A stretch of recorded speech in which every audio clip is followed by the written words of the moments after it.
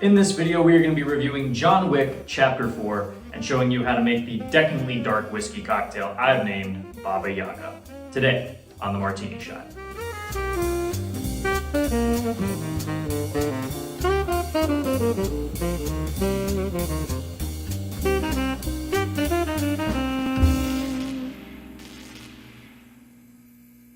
Hello and welcome to the Martini Shot, home of movie reviews and movie-themed cocktails. My name is Brandon, and before we get into the review of John Wick Chapter 4, let's go over the table with a dark and smoky cocktail I've named the Baba Yaga. And hey, if you enjoy movie reviews and movie-themed cocktails, be sure to leave a like and subscribe if you'd like to help support the channel. For this particular drink, we'll be employing Mr. Wick's drink of choice, and mine as well, bourbon whiskey, to create an interesting blend of smoky and bitter flavors in the form of the Baba Yaga. This drink is served straight up, so before you get started, I highly recommend you chill a rocks glass in the freezer first. Once that's out of the way, we can begin. And if you're a returning viewer, you can probably tell I'm in a completely different set this time around. I know I've been hopping around sets for the better part of this year, but this should hopefully be the main home for the Martini Shot going forward. And I am working on getting it decorated with a nice backdrop, some new lights, all that kind of stuff. So let me know down in the comments what you'd like to see on the new set. I'm definitely open for suggestions. All right, let's go ahead and start with our drink. This is going to be a stirred cocktail, so go ahead and get your mixing glass out. And we'll start with our smaller players first. First, starting off with some Benedictine. Benedictine is a herbal, slightly sweet liqueur that I don't think it's used a lot in cocktails, but the flavor of Benedictine is very powerful, so you definitely don't need a ton in a drink. And for this one, we are just going to do half an ounce. Next up, we are going to be adding a little bit of sweetness from some banana liqueur. And for that, you're also going to be doing half an ounce. And now next up is going to be our bitter component, which is going to come from some Aperol. I will be honest, I'm not the biggest fan of Aperol, Campari, these kind of bitter aperitifs, but I think when it's paired with the right flavors, it can work pretty well. So for this drink, we are going to be doing 1 whole ounce of Aperol. And now for our main player, the bourbon. This isn't going to be any old bourbon though. What I've actually done is infuse this bourbon with black sesame seeds. Not only is this going to darken the color of the whiskey and the drink a little bit, it's also going to add a distinct kind of nuttiness to the bourbon flavor. And because it's already kind of oaky, kind of smoky in its own right, I think this is going to make a very nice flavor pairing that's not only going to mesh well with the bourbon itself, but the rest of the ingredients that we have here in the drink. And to do this, I put about 4-6 ounces of bourbon in a mason jar and somewhere between 1/4 cup and 1/2 cup of black sesame seeds, and basically just kind of let this sit overnight until everything fused out, and then I double strained it out to make sure that there's no extra seeds getting into the final product. And the black sesame seeds will be coming back into the final product of the drink, so if you have them, keep them on hand. And for the bourbon, we are going to be doing 2 ounces. All right, let's go ahead and get some ice in our mixing glass and stir to chill. All right, once we have it nice and chilled, now we are going to get our chilled glass that you put in the freezer earlier. And technically, you don't have to serve it straight up like this. You can put it over ice. The main reason I'm doing it this way is this is just how John Wick drinks his bourbon. Straight up, no ice.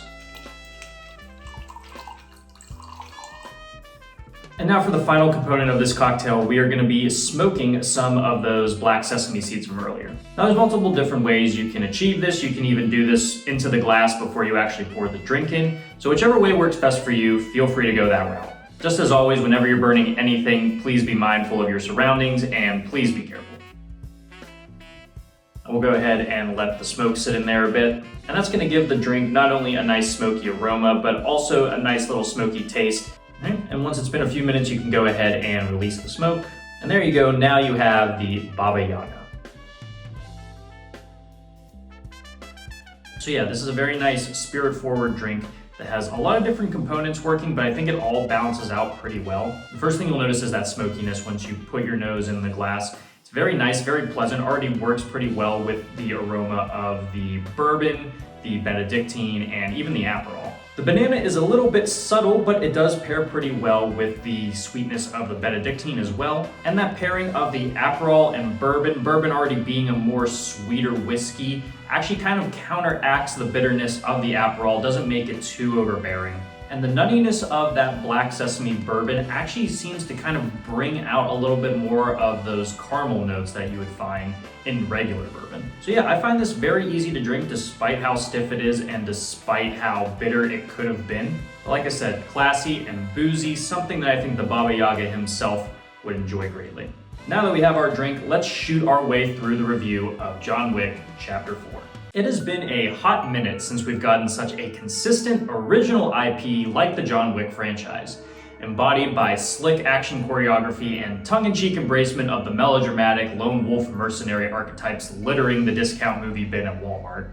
The John Wick series has been red hot ever since the first film's release in 2014. The franchise has found ways to continue to elevate its action set pieces to absolutely insane levels, and with this being potentially the final film in the series, my expectations were certainly high. But lo and behold, director Chad Stahelski and star Keanu Reeves have managed to create one of the most impressive feats of action filmmaking of the past decade. Tightly choreographed and masterfully shot, these sequences are genre-defining, blowing many other modern action movies out of the water completely. Could everything in between these scenes be a bit cleaner? Most definitely. Yet the slow movement can be surprisingly engaging thanks to some prolific character acting that continue to flesh out the world of Wick while adding some surprising depth to the one-man murder machine's journey. John Wick continues to be on the run from the High Table, a seedy global organization made up of killers and assassins looking for his way to freedom. His globe-trotting escapades put him in the crosshairs of the Marquis Vincent de Gramont, a high-ranking official of the High Table who puts a multi-million-dollar bounty on John's head. This brings out an assortment of murderers and thugs into John's path of vengeance, including a nobody armed with a shotgun and a dog, and a blind assassin that was once buddy-buddy with Wick himself. The central narrative in itself is probably the weakest part of the film for me. It does amount to traveling from set piece to set piece without a ton of meaningful progression for the characters or even the stakes. I don't really get a feeling of urgency from the film, with it kind of riding on a flatline energy that doesn't really shift all that much. This isn't completely new to the franchise, truthfully, and it's not so much of a problem in those other films because the runtimes are far shorter. There's certainly a lot of bloat here that could definitely be trimmed down, because while it does technically exist to build out the characters and world more, it does little for a story that we've kind of already agreed to treat secondarily to the action. The near 3-hour runtime does leave a lot of fat to be trimmed, even if I can appreciate the effort towards adding some humanity to a movie about guys getting their balls bit by German shepherds. Even with very few words and even fewer traditional line deliveries, Keanu Reeves does more than enough to deliver an enticing performance through his incredibly physical role as the titular character. Reeves really goes through the ringer here, getting absolutely demolished while still finding ways to survive and overcome the odds. Wick has always had the tendency to dip in the Gary Stu territory with his sheer invincibility, but the film does a great job at throwing the kitchen sink at him in some of the most entertaining ways possible. Supporting Mr. Wick this time around is Donnie Yen as the blind assassin, hilariously named Kane. Yen not only brings the expected physicality and speed to the role, but also the majority of the film's emotion and humor. It's nothing all that deeply resonating, but it does the job for what it's worth. There's also Shamir Anderson as Nobody, a backpack-toting hitman partnered by his loyal canine companion. Anderson is perhaps the most down-to-earth of the characters here, adding a fun little everyman dynamic into the mix. There's plenty of other side characters that help move the film along, but the last one I thought I'd touch on is Scott Atkinson's Killa, a German crime boss that, despite his appearance, is able to go toe-to-toe physically with John Wick. Their encounter leads to a highly entertaining fight through a waterfall-drenched dance club full of suplexes, shots, and ass stabbings. Like I said, the action is the absolute moneymaker here, going above and beyond to deliver incredible fight scenes across intricate and complex set pieces.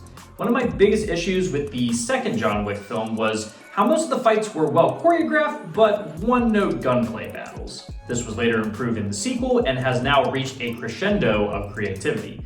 There's the aforementioned wet club fight, a chase across Paris that's highlighted by a shootout inside of a busy roundabout, a harrowing trek up a seemingly endless amount of stairs only to be knocked all the way down and forced to go back up again, and an absolutely mind-bending overhead gun battle that looks like a level ripped straight out of Hotline Miami.